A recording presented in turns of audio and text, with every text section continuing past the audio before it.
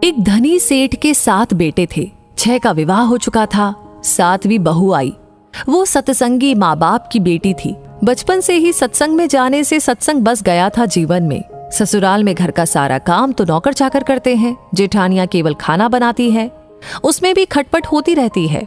बहू को सुसंस्कार मिले थे कि अपना काम स्वयं करना चाहिए और प्रेम से मिलजुल करके रहना चाहिए। अपना काम स्वयं करने से स्वास्थ्य बढ़िया रहता है। उसने युक्ति खोज निकाली और सुबह जल्दी स्नान करके शुद्ध वस्त्र पहनकर पहले ही रसोई में जा बैठी। जेठानियों ने टोका, लेकिन फिर भी उसने बड़े प्रेम से रसोई बनाई और सबको प्रेम से भोजन कराया। सभी बड़े तृप्त व प्रसन्न हुए। दिन में सास छोटी बहू के पास जाकर बोली, बहू तू सबसे छोटी है, तू रसोई क्यों बनाती है? तेरी 6 जेठानियां हैं। बहू ने कहा, माँ जी, कोई भूखा अतिथि घर आ जाए तो उसको आप भोजन क्यों कराते हैं? सास ने कहा, बहू, शास्त्रों में लिखा है कि अतिथि भगवान का स्वरूप होता है। भोजन पाकर वो तृप्त होता है तो भोजन कराने वाले को बड़ा पुण्य मिलता है। माँ जी, अतिथि को भोजन कराने से पुण्य होता है तो क्या घर वालों को भोजन कराने से पाप होता है? अतिथि में भगवान का स्वरूप है तो घर के सभी लोग भी तो भगवान का ही स्वरूप है, क्योंकि भगवान का निवास तो जीव मात्र में है। और माँ जी, अन्न आपका, बर्तन आपके, सब चीजें आपकी हैं। मैं जरा सी मेहनत करके सब में भगत भाव रख के रसोई बनाकर खिलाने की थोड़ी सी ही सेवा कर लूं तो मुझे पुण्य होगा कि नहीं होगा? सब प्रेम से भोजन करके तृप्त होंगे, प्रसन्न होंगे तो कितना लाभ होगा। इसलिए माँ जी, आप रसोई मुझे बनाने दीजिए। कुछ मेहनत करूंगी तो स्वास्थ्य भी बढ़िया रहेगा। सास ने सोचा कि बहू की बात तो ठीक है, हम इसको सबसे छोटी समझते हैं, पर इसकी बुद्धि सबसे अच्छी है। दूसरे दिन सास सुबह जल्दी स्नान करके रसोई बनाने बैठ गई। बहुओं ने देखा तो बोली, माँ जी, आप परिश्रम क्यों करती हैं? सास ने कहा, तुम्हारी उम्र से मेरी उम्र ज्यादा है, मैं जल्दी मर जाऊंगी। मैं अभी पुण्य नहीं करूंगी तो फिर कब करूंगी? बहुएं बोली, माँ जी, इसमें पुण्य क्या है? ये तो घर का काम है। सास बोली, घर का काम करने से पाप होता है क्या? जब भूखे व्यक्तियों को, साधुओं को भोजन कराने से पुण्य होता है तो क्या घर वालों को भोजन कराने से पाप होता है? सभी में ईश्वर का वास है। सास की बातें सुनकर सब बहुओं को लगा कि इस बात का तो हमने कभी ख्याल ही नहीं किया। ये युक्ति तो बहुत ही बढ़िया है। अब जो बहू पहले जग जाए वो रसोई बनाने बैठ जाए। पहले जो भाव था कि तू रसोई बना तो 6 बारी बंधी थी, लेकिन अब मैं बनाऊं ये भाव हुआ तो 8 बारियां बंध गई। 2 और बढ़ गए, सास और छोटी बहू। काम करने में तू कर, इससे काम बढ़ जाता है और आदमी कम हो जाते हैं। पर मैं करूं, इससे काम हल्का हो जाता है और आदमी बढ़ जाते हैं। छोटी बहू उत्साही थी। सोचा कि अब तो रोटी बनाने में चौथे दिन बारी आती है, फिर क्या किया जाए। घर में गेहूं पीसने की चक्की पड़ी थी। उसने उससे गेहूं पीसने शुरू कर दिए। मशीन की चक्की का आटा गरम गरम बोरी में भर देने से जल जाता है।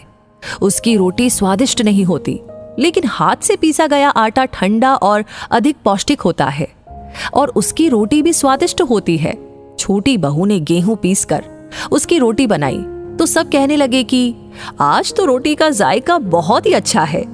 सास बोली, बहू, तू क्यों गेहूं पीसती है? अपने पास पैसों की कमी नहीं है।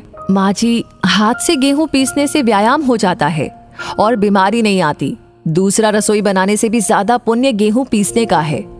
सास और जेठानियों ने जब सुना तो लगा कि बहू तो ठीक ही कहती है। उन्होंने अपने अपने पतियों से कहा कि घर में चक्की ले आओ, हम सब गेहूं पीसेंगी। रोजाना सभी जेठानियां चक्की में 2-2.5 सेर गेहूं पीसने लगी। अब छोटी बहू ने देखा कि घर में जूठे बर्तन मांजने के लिए नौकरानी आती है। अपने जूठे बर्तन हमें स्वयं साफ करने चाहिए, क्योंकि सब में ईश्वर है तो कोई दूसरा हमारा जूठा क्यों साफ करे। अगले दिन उसने सब बर्तन मांज दिए तो सास बोली, बहू, विचार तो कर, बर्तन मांजने से तेरा गहना घिस जाएगा, कपड़े खराब हो जाएंगे। माँ जी, काम जितना छोटा उतना ही उसका महात्म्य ज्यादा। पांडवों के यज्ञ में भगवान श्री कृष्ण ने जूठी पत्तले उठाने का काम किया था। दूसरे दिन सास बर्तन मांजने बैठ गई। उसको देख कर के सब बहुओं ने बर्तन मांजने शुरू कर दिए। घर में झाड़ू लगाने नौकर आता था। अब छोटी बहू ने सुबह जल्दी उठ करके झाड़ू लगा दी। सास ने पूछा, बहू, झाड़ू तूने लगाई है? माँ जी, आप मत पूछिए, आपको बोलती हूँ तो मेरे हाथ से काम चला जाता है। झाड़ू लगाने का काम तो नौकर का है, तो तू क्यों लगाती है? माँ जी, रामायण में आता है कि वन में बड़े बड़े ऋषि मुनि रहते थे, लेकिन भगवान उनकी कुटिया में न जाकर के पहले शबरी की कुटिया में गए, क्योंकि शबरी रोज चुपके से झाड़ू लगाती थी, पंपा सरोवर का रास्ता साफ करती थी कि कहीं आते जाते ऋषि मुनियों के पैरों में कंकड़ न चुभ जाए। सास ने देखा कि ये छोटी बहू तो सबको लूट लेगी, क्योंकि ये सबका पुण्य अकेले ही ले लेती है। अब सास और सब बहुओं ने मिलकर के झाड़ू लगाना शुरू कर दिया। जिस घर में आपस में प्रेम होता है वहां लक्ष्मी बढ़ती है, और जहां कलह होता है वहां निर्धनता आती है। सेठ का तो धन दिनों दिन बढ़ने लगा। उसने घर की सब स्त्रियों के लिए गहने और कपड़े बनवा दिए। अब छोटी बहू ससुर से मिले गहने लेकर बड़ी जेठानी के पास गई और बोली, आपके बच्चे हैं, उनका विवाह करोगी तो गहने बनवाने पड़ेंगे। मेरे तो अभी कोई बच्चा है नहीं, इसलिए इन गहनों को आप रख लीजिए। गहने जेठानी को देकर बहू ने कुछ पैसे और कपड़े नौकरों में बांट दिए। सास ने देखा तो बोली, बहू, ये तुम क्या करती हो? तेरे ससुर ने सबको गहने बनवा कर दिए हैं और तूने वो जेठानी को दे दिए और पैसे कपड़े नौकरों में बांट दिए। माँ जी, मैं अकेले इतना इकट्ठा करके क्या करूंगी? अपनी वस्तु किसी जरूरतमंद के काम आए तो आत्मिक संतोष मिलता है, और दान करने का तो अमिट पुण्य होता ही है। सास को बहू की बात लग गई। वो सेठ के पास जाकर बोली कि मैं नौकरों में धोती साड़ी बांटूंगी और आसपास में जो गरीब परिवार रहते हैं उनके बच्चों की फीस मैं स्वयं भरूंगी। अपने पास कितना धन है, किसी के काम आए तो अच्छा ही है। न जाने कब मौत आ जाए और सब यहीं पर पड़ा रह जाए। जितना अपने हाथ से पुण्य कर्म हो जाए अच्छा है। सेठ बहुत प्रसन्न हुआ कि पहले नौकरों को कुछ देते थे तो लड़ पड़ती थी, पर अब कहती है कि मैं खुद ही दूंगी। सास दूसरों को वस्तुएं देने लगी तो ये देख कर के दूसरी बहुएं भी देने लगी। नौकर भी खुश होकर के मन लगा कर के काम करने लगे और आस पड़ोस में भी खुशहाली छा गई। श्रेष्ठ मनुष्य जो जो आचरण करता है दूसरे मनुष्य वैसा वैसा ही करते हैं। वो जो कुछ प्रमाण कर देता है दूसरे मनुष्य उसी के अनुसार आचरण करते हैं। छोटी बहू ने जो आचरण किया उससे उसके घर का तो सुधार हुआ ही, साथ में पड़ोस पर भी अच्छा असर पड़ा। उनके घर में भी सुधार आया। देने के भाव से आपस में प्रेम भाईचारा बढ़ गया। इस तरह बहू को सत्संग से मिली सूझबूझ ने उसके घर के साथ अनेकों घरों को खुशहाल कर दिया। तो दोस्तों, इस कहानी को सुनते हुए आप क्या महसूस कर रहे थे? आपकी क्या राय है? हमें कमेंट सेक्शन में लिख करके अपनी राय जरूर बताएं।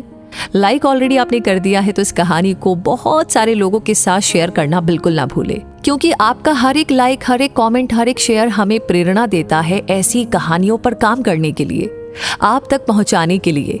तो हमेशा ऐसी कहानियां आपको मिलती रहे, उसके लिए करना होगा एक छोटा सा काम, हमारे पेज को फॉलो कर लीजिए। तो मैं मिलूंगी आपसे बहुत जल्दी ही और ऐसी कहानियों के साथ। तब तक के लिए कहूंगी धन्यवाद।